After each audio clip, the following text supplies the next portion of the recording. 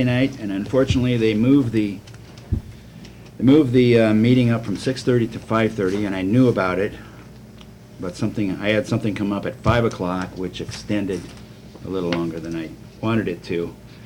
And so I missed most of the meeting, but I got most of the information and all the pertinent information, I guess, from the meeting. And that would be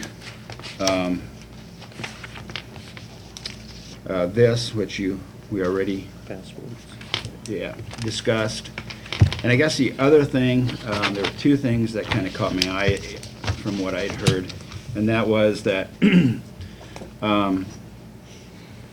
Dr. Collison's term is up, and he would like to be reappointed to that position.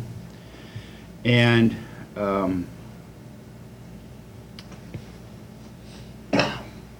St. Anthony is very keen or sensitive to still, although I thought I put it to rest, they're still very sensitive about the situation that has come up, so they want to know. And so I wasn't there for that part of it, and so that will probably be a discussion that we'll have at the next meeting. So, so I'm actually kind of glad that. With the county nurse. Pardon me? With the public health. Yeah, public health. And so, we opened kind of a can of worms, and they're still a little bit concerned about that. It's a sensitive issue, and so we'll address it.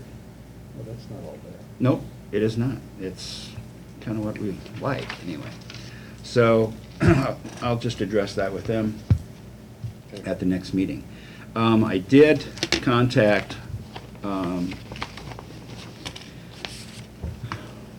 like I said I would. I contacted EMS billing out of Omaha and talked to Dave Kruchenmeister, and he sent me, and I've got 3 of these,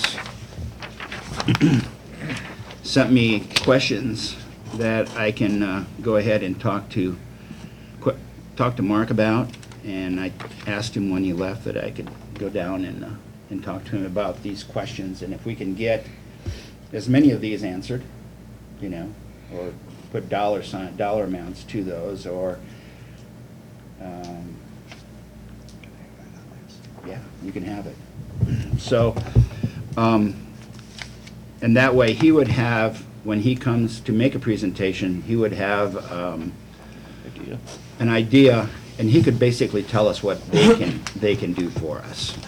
So I think we're making some ground there. One thing, he said we would, if they can get the cooperation from the ambulance service, they can have bills out in 72 hours. And he said there was only one exception that he said if say if an individual has a high deductible, and if they haven't reached that and then they bill, well, then their ability to pay would be a problem. So then they would pay 50 or 100, and then you get into that scenario. He says, we look at that, and if that's the case, we let the hospital go first. Let them try to get that money up to the deductible, and let them get the $50 or $100. Oh, okay. All right. So, Creative finance. yeah, it is. And he says, we look at those things. So he says, that'd be the only case that they don't bill right away. He said, we'll hold back, and then we'll see how it plays out, and then we'll bill after that looks like they met their deductible, and then the insurance company will pay. That's business. So I thought those were good things. I think I'm sure we're not looking at things like that today. And so once we get this information, he was more than happy to put something together and present it to the board and to Pat as well. So, and then also I did tell him that you guys are not the only guys on the block, so there'll be other. If we want to proceed with doing outsourcing our billing you know, we're probably gonna look at another company to do, you know, that would probably offer similar services, so. Anyway, that was my week, and I don't think I have anything this week. Thanksgiving week, Okay. there's much going on, so. Thank you, Dean. Gene? Tuesday, we had Carroll Area Development Corporation, and probably the majority, the biggest part of the meeting was covered up by Jack Wardell, presented the stadium project to the CADC, what they're looking at and stuff, and they didn't present to the schools yet, the board, but just giving us a kind of a little preview of it. And it looks like it's gonna be, and I don't have that information because they run out of all the paperwork, but it was, I think, like $6 million total. 6.6. Yes, I couldn't remember the exact figure. And so we went over that. We did go through financials. Financials were in good shape. They talked about the private investment update. They're right now currently at 33.6, and they're budget for 37,000. Talked about their housing committee, what they were doing there, looking at some different things, and also the workforce committee. They looked at the budget, approved that, and then also they had the chamber cash and kind contribution to CADC, which they have to do for the audit, and that was a total of, I have that here now, 63,000, no, that's wrong, $71,632. We did appoint Mike Hoji Weaver to the board, which replaced Carol Clausen. That is, as you know, the county has myself and Courtney on there, and the city has Amir and their city manager on there. So we also were told that they was going to send out a director's performance evaluation form, which came out. I think I got mine on Friday. Yeah, I haven't done it yet, but I got to get that done today. And then there was a director's report talking about different projects that have been going on, about the REG announced and the Templeton Drive. One was announced, and that's about the extent of it. I was supposed to have a meeting Friday with Yes Center. That got canceled because of the weather. There were some up that area. They just canceled it just before I left, so I was glad of that. And this week, I really don't have anything else. Oh, and last week I also worked with Denny Wright and some stuff on in regard to the ISAC supervisors affiliate. Talked with him last week too. Okay. Thanks, Gene. Marty? Last Thursday, I had Region 12 board meeting. First item in the old business was to go over our personnel policy changes, and most of those were due to the federal labor standards issues that are going to go into effect December 1. So Rick kind of updated those a little bit. Rick went over the executive director's report. He's working with the City of Ralston for a city code update, City of Breda for a CDBG housing application, City of Manila, they're putting together a strategic plan, and then City of Early and City of Manila, he's working on some sub-recipient agreement housing and CDBG technical service issues on those. The fiscal year 2016 audit, John Morrow from Wall Lake is working on that, and he's going to present that at our next board meeting. The end of this month, they're having a city manager meeting, and it's a biannual meeting for city managers, administrators, and clerks of county seat communities at the end of this month. Talked a little bit about office policies and job descriptions. He's updating those. I talked a little bit before about the Middle Raccoon Watershed Management Agreement. Chris and Rick went down to Des Moines, talked with DNR to discuss the role that the COG could play there, and I talked about them being possibly a fiscal agent that's being tossed around, and then actually getting a plan put together. And then on transit report, I'll just pass that around. Tom kind of gave us an update on the transit revenues and operating expenses. Kind of went over that. Talked about the vehicles. They've got a a vehicle that is going out of service that they're gonna put up for sale.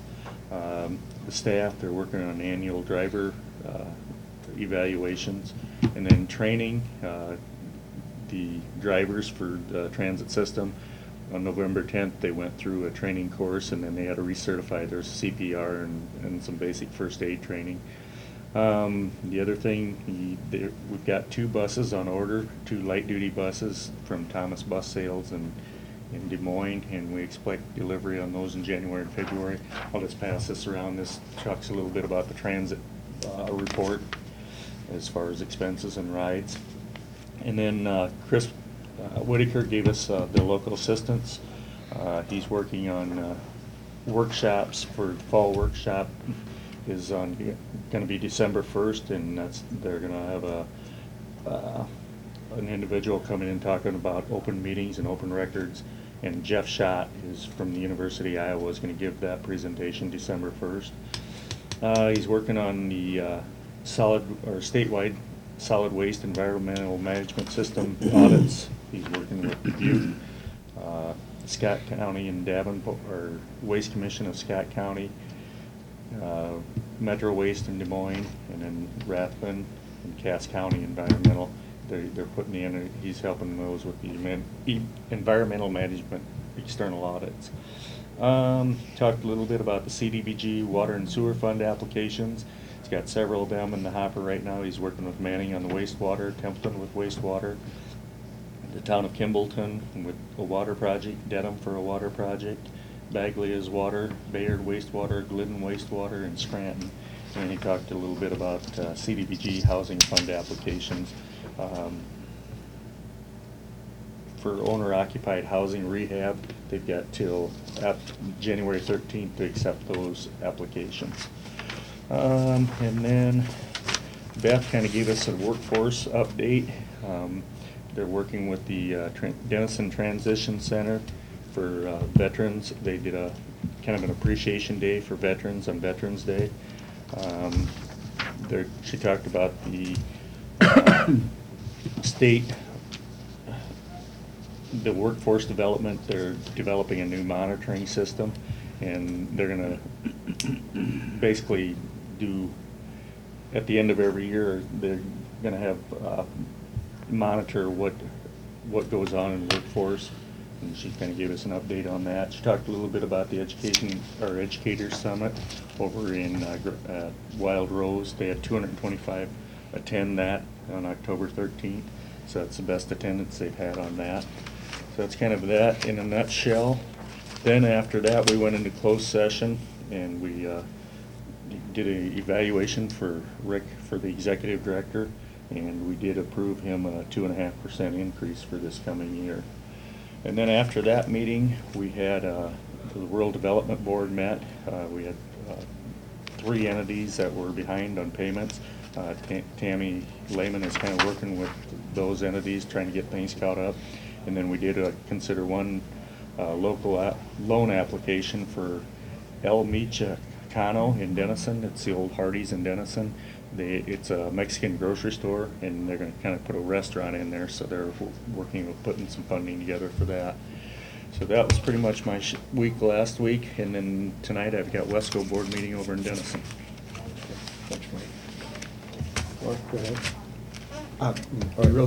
Yeah, I was gonna say, mine's simple, 0 and 0. You guys knew I missed the ambulance meeting 2 weeks ago, so. Okay, all right.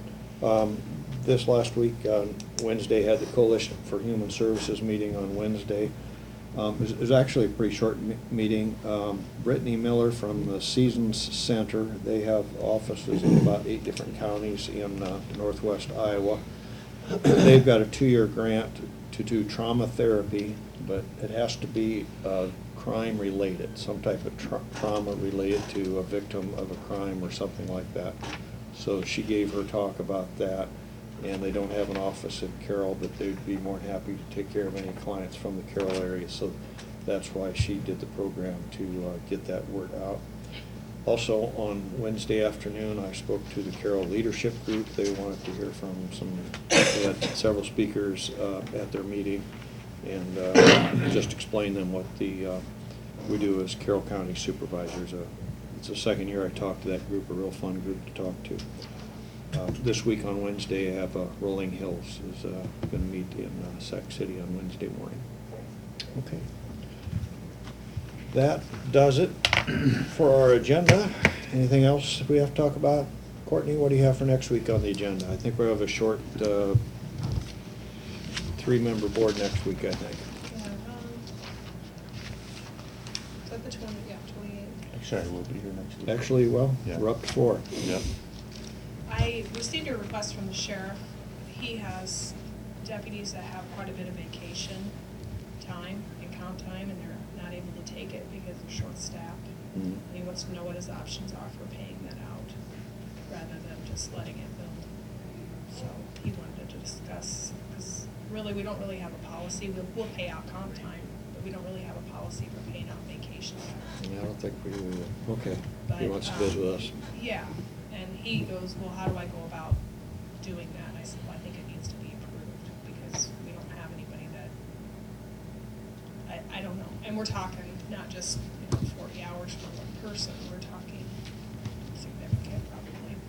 Quite a bit of money. And again, there's a union agreement there. Yeah, Mhm. so Yeah. I thought the best thing to do would be for him to maybe get something together as far as how much he's talking and how much. And then go from there, I guess. So Yes. that's all I have. Okay. We'll have some interfund transfers for the sewer. Okay. But that's it. Okay. Bill day. Okay. All right, we're good. I have a question. Has he said anything about replacing some staff down there? I wonder if he's gonna get started on that, just now that the bill's passing, and Yeah. get something to replace it. He's short-staffed. There's an yeah. opening. Mhm. Yeah. Well, we can talk more on Monday about that maybe. Mhm. Okay. Any comments from those in attendance? Okay. Motion to adjourn? So move. Second. We'll move second. All